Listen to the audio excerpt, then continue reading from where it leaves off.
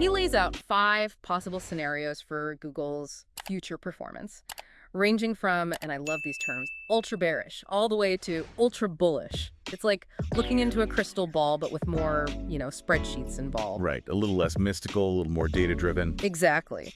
But here's what's fascinating. Even in his most pessimistic scenario, that ultra bearish outlook, he still sees Google delivering positive returns for investors.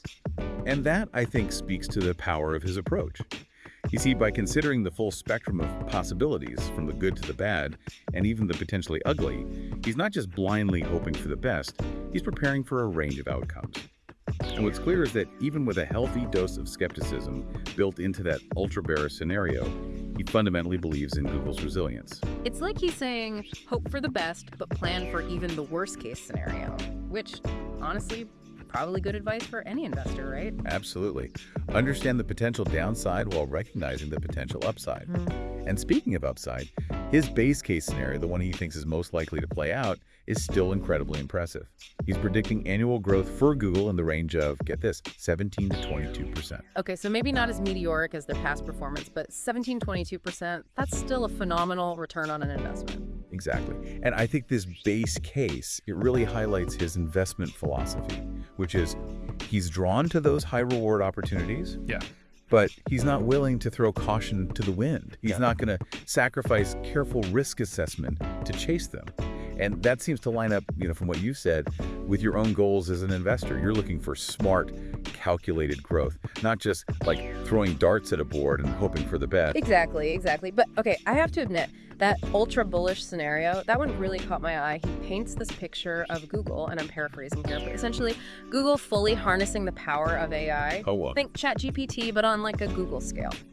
And he thinks this could unlock even greater growth. It's almost like something out of a sci-fi movie. It does sound incredibly futuristic, I'll give you that.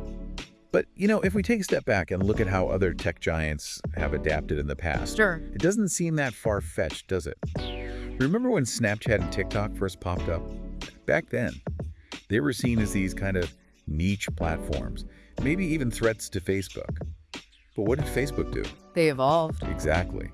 They took inspiration from those features, they integrated them, and ultimately, it fueled their own growth. Google has a history of turning potential disruptors into opportunities.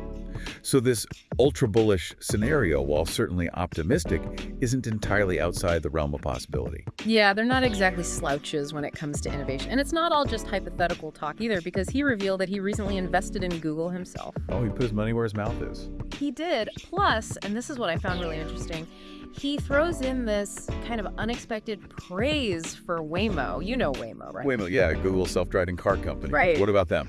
And what makes this praise so interesting is that this YouTuber is a self-proclaimed Tesla enthusiast. Like, he's all in on Tesla. Oh, wow. He's got skin in the game with Tesla, yet he's out here acknowledging the potential of a competitor, even hinting that Waymo might have a technological edge in the self-driving space. Interesting. So he's willing to give credit where credit is due, even if it means acknowledging a competitor's strengths.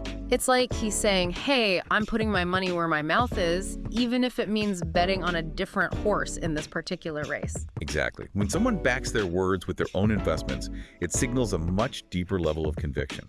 And his praise for Waymo, despite being a Tesla investor, suggests he sees genuine potential there, potentially even a technological edge that could, down the line, significantly impact Google's future earnings. Definitely adds another layer to the whole picture. Okay, before we wrap up,